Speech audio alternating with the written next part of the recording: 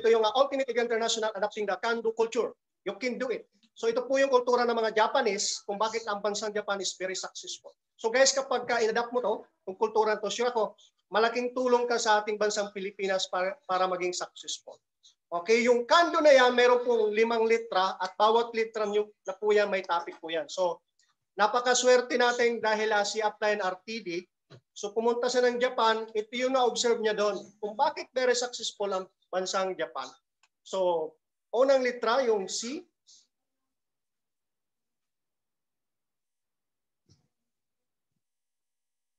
Okay, clean up. Clean as you go, kaigo. Okay. Type mo dyan, clean up. Okay, clean up. Online na tayo, so hindi na tayo pupunta ng labas. So ang maganda ditong example, nasa hub ka ngayon, nasa kundo ka.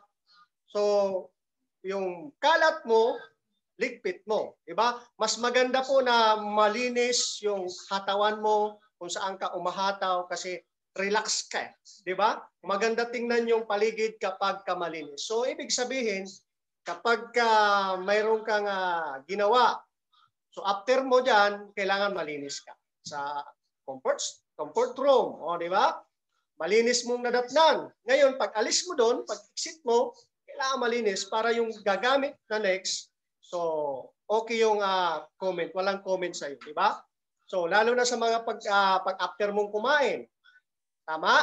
So, wag mong iwan na lang yung plato sa lababo. Kailangan linisin mo yan. Okay? So, hindi na natin habaan yung example niyan kasi maliwanag naman sa atin yan. Tama po ba? So, clean up. Napaka-importante. So, next. Arrange. Ayan. Organize, eliminate the unnecessary. Okay? So makikita nyo sa picture, yan, ang ganda ng arrangement, tama ba? Ayan. Yes. So maganda ganyan talaga yung itsura ng hatawan mo. So dapat ang nakalagay diyan yung desktop lang, upuan, hindi yung marami ka pang kalat. So dapat yung mga kalat diyan nililigpit mo na yan. Ina-arrange mo yung mga bagay na hindi na kailangan sa hatawan.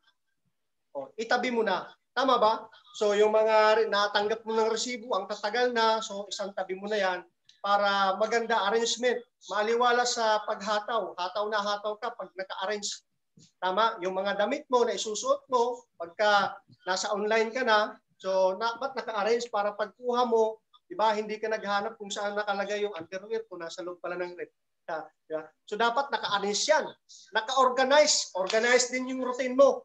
Sa buong umaga na paghataw mo, naka-organize yung routine mo para buong araw naka-organize ka talaga yung productive mo.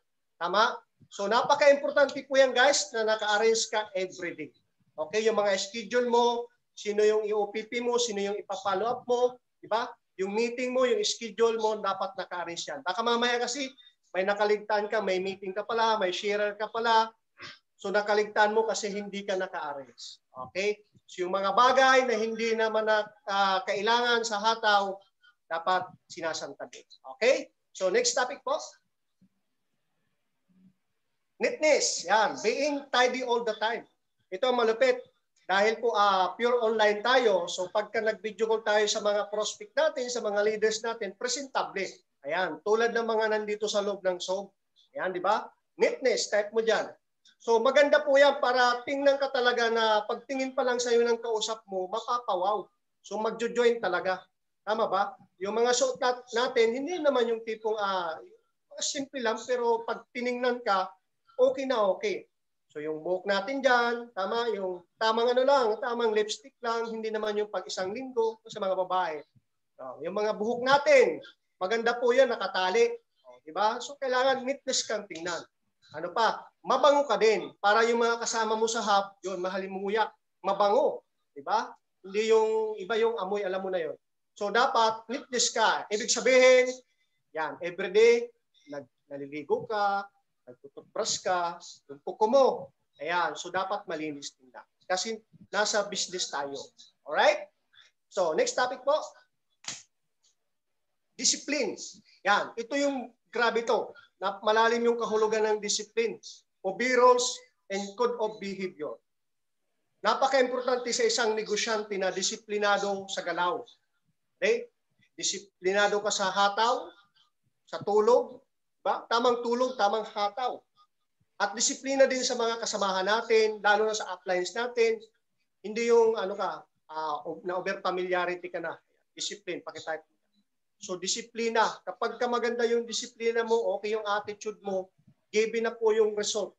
Okay, importante yan kapag disiplinado ka, yung galaw mo talaga smooth. Okay? Maganda yung flow ng network mo kasi disiplinado ka. O yung routine, nagagawa mo yan kasi disiplinado ka. Okay? Hindi mo rin inagarbyado yung mga business partner mo, di ba?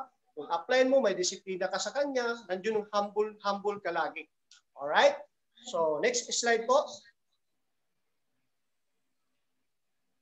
Ayan, so pakitype po, ongoing improvement. Alright. So, napakaganda to guys. Improvement, makikita mo sa picture na nagli-level up. So, ibig sabihin, kung bago ka dito, aralin mo negosyo. At kung umabot ka ng 2 months, 3 months, marunong ka na dapat mag-present. Huwag ka na laging mag-rely kay upline. So, nag-improve ka. Dapat marunong ka na rin mag-operate ng sumo. Kung hindi ka marunong, paturo ka sa upline. Okay? So, nag-level up ka, nakikita sa'yo, dawi ka mag-present, magsalita ka, kailangan mag-improve ka, hindi pwedeng hindi. Hindi naman lagi na puro na lang si upline. Si upline na lang nagpipresent, lagi na lang, tama ba? So, negosyo mo to, ikaw dapat hands-on ka. So, nag-improve ka. Hindi pwedeng hindi. Alam mo na rin kung paano ka mag-present, ano yung marketing plan, ano yung produkto, ano yung company natin, dapat alam mo. Okay? At, syempre, nagli-level up tayo sa income. Ayan, sa mga nag-i-elite dito, nandito sa loob ng Zoom. Okay? So, nag-5 star, nag-5 ka. So, next niyan, 1 star, 2 star, 3 star, 5 star, at mag-Hall of Fame. So, napaka-importante po yung nag-i-improve ka. Alright? So, ang kando na yan, pagka in-apply mo yan, paunti-unti, nag-level up ka, ba? Inaayos mo na yung attitude mo, sure yan, malaking tulong ka, hindi lang sa business mo sa empowered consumerism, kundi sa lahat ng aspeto ng buhay mo. Pag in-apply mo tong kando, sure ako, grabe, pagpapalain ka talaga. So yun lang po, mayroon pa akong next topic. Ayan, kung mayroon kang natutunan sa kando, pakitype mo dyan. Number 1. Ayan. Type 1. Okay? So next topic ko ngayon, ito yung pinaka-importante at napakahalaga sa business para maging successful ka. Okay? Itong kailangan mong i-master. Okay? Kasi ito po ay galing to sa mga top earner natin na kung saan si Upline RTD na kumuha ng mga details, information kung bakit yung mga top earner sa empowered consumerism, ano yung ginawa nila. Okay, so pinagsama-sama ito, nabuo itong top 5 essential to success. Okay, so kailangan mo itong i-master, wag mong perfect. Master mo lang to. Oh? So, for you to succeed in network marketing by Upline RTD, yan, ito po yung top 5 essential to success. 5. Hindi 4, hindi 3, kundi 5. Hindi rin 6, top 5 lang, 5 na essential para maging success ka. Mawala yung isa dyan, mabagal yung success mo. Okay? So number 1, pakitype po, remove excuses. Gusto mo maging successful. Oh. Gusto mong lumaki yung grupo mo. So dapat hindi ka nag-excuse. Pag sinabi ng upline mo, meron tayong C-cell, excited ka na i-click yung link. Sinabi ng upline mo, mag-install ka ng Zoom. Install ka kaagad. Kasi online na tayo. Okay? Hindi na tayo pupunta, yung mga malalapit sa office, nagpo-purchase pa rin ng product. So okay, well, pero wala tayong training, di ba? Pure online na tayo. Meeting. Pag sinabi ng upline mo, partner, may meeting tayo mamaya. So excited ka. Yes, upline ka lagi. Kaya hindi yung, ikaw pa yung, hindi ko upline kasi wala akong net. Di ba? Wi-Fi. Gawa ka ng paraan para maka-attend ka ng meeting, maka-attend ka ng training. Gusto mong yumaman eh. Gusto mong magka-result. Okay? So dapat, remove excuses. Tanggalin mo yung excuse sa katawan mo. Okay? Sa mga pag sinasabi ng upline mo, hindi yung pinagbigyan yung upline mo, pinabigyan mo yung pangarap mo para makuha.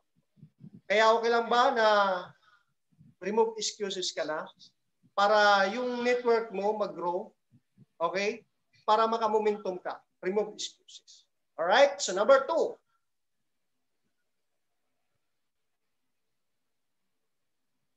Ayan. So number 2, type number 2, control your emotion. Ayan. I-control mo yung emotion. Ngayon, napakinggan mo yung topic natin, malamang tinamaan yung emotion mo. So i-control mo yan. Ang gagawin mo dito, accept mo, adjust, adapt. Kasi para sa'yo yan, huwag kang umilag. Sadyang ito lang po talaga yung topic ko. Okay? Hindi pa ako galit. Talagang ganyan talaga yan.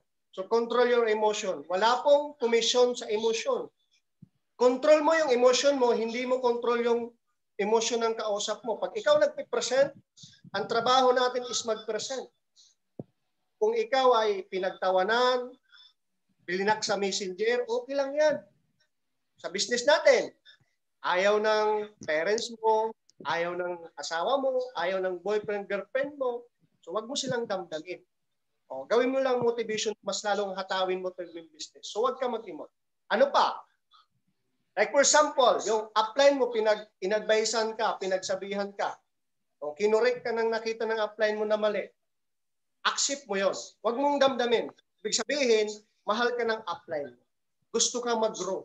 O, kaya, accept mo, adjust, and adapt. Ganun po lagi, mabilis ka dapat. Seconds pa lang, wala na yung emotion. Okay? Control mo yung emotion. Okay pa? Okay, para maiwasan yan, huwag ka manood ng mga TV, mga kadrama, okay? Yung mga babasahin, yan. Iwasan mo yan. O, pwede ka na lang manood para malibang ka, Tahong ni Carla, pero wag lang lagi. TikTok. Yan. Pero wag lagi ha. Ayan. So, next topic, number 3. Number 3, improve your communication. Ayan. Napaka-importante ito. Lagi po tayo kasi online. So, ang negosyo natin is worldwide, buong mundo. So, dapat online ka. Pag sinabing online, hindi offline. Kasi napaka-importante po yung communication, lalo na sa mga leaders natin. Sa mga prospect natin. Example, magpapadala na sa iyo ng 7 account, 15 account yung OFW. I-offline ka. Oh, ano mangyayari yan? Wala yung PN sa'yo, napunta sa ibang grupo kasi hindi lang naman ikaw yung nag-invite sa prospect mo, maraming iba. So, dapat talaga lagi kang online. Huwag offline. Online kasi tayo, di ba?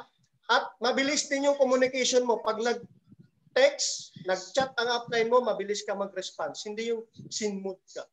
Ano pa? Sa chatroom, sa mga welcoming. Kung ikaw nasa welcoming, may pinasok yung business partner mo na bago, welcome ka kagad. Huwag ka sin-mood. Okay, cooperate ka sa chatroom na kung saan ka belong. Okay? So napakahalaga yung communication mo. Lalo na sa mga leaders na napapajoin mo, hindi yung pinoprospect mo siya, pinapajoin mo siya, todo yung effort mo. Ngayong member na, yan, nawala na. So dapat hindi po ganon. Kailangan ma-improve mo yung communication. Mabilis kang makipag-cooperate. Alright? Ayan, so number 4. Yan, be on time every time. Yan, sa ganito dapat on time tayo sa mga pa-meeting, on time ka sa pagkuha ng pera, pag-purchase ng easy package, pag-include mo, on time ka. Pag on time ka, on time din yung 700, di ba? On time din yung 18. So dapat on time ka sa lahat ng business transaction. Okay? Yung pagpa-follow up, pag-prospecting, on time ka lagi sa lahat ng bagay. Halos lahat ng mga bansa na successful, on time sila sa lahat ng mga transaction nila. Bakit? Pagka ikaw na late, late din yung process niya ng pagyaman. Kaya dapat on time ka lagi o kaya ahead of time. Huwag kang malate. Kasi dito, Zoom na nga yan, uupo ka na lang kahit naka-underwear ka, di ba? Hindi na matraffic. Upo ka na lang, click mo lang yung link, nandiyan ka na sa link. Napaka-importante po yun. Okay, last topic. Number 5. Protect your integrity. So napakahalaga ito. Sa 5 na topic natin, yung protect integrity, pangalagaan natin. Wag kang masisira sa leader mo pagdating sa pera. Sa pangako, kung sinabi mo na lagyan mo ng spillover, lagyan mo na yan. Kung yung 9,000 may sukling piso, i-update mo yung bagong join. So napaka-importante yung integrity. Malalim po ang explanation ng integrity. Pero dapat ikaw, naintindihan mo yan. Kasi napakalupit yan. Mawala yung integrity, yung tiwala sa'yo, wala na yan. Kaya dapat alagaan natin yung integrity natin sa lahat ng aspeto na ginagalawan natin. Alright? Lalo na sa business. So grabe guys. Yan po yung top 5 essential to success na kailangan mong i-master sa business natin. At sure ako, kapag na-master mo yan, yung success na gusto mo, given na yan. At ikaw na yung next na upline RTD sa Empowered Consumerism. Iyon lamang po. Maraming salamat. Kabilyado nagsasabing, seryosohin mo ang negosyo at sundin mo ang sistema, sigurado yung success makukuha mo. Thank you so much po. Yes. Grabe. Ang lupit partner. Ayan, kung marami kang natutunan, type yes ka. Ayan. Yes. Mag-type yes ka. Yes. Grabe. Grabe. Malupit. So, busog na busog tayo sa learning. Kaya, hataw naman. So, i-apply. So, lahat ng mga ng mga tinuro ng appliance natin, joke lang yan kung hindi natin i-apply. Oo, sabi. So, ayan. So, partner, so anong next natin? Okay, partner, tapos na tayo.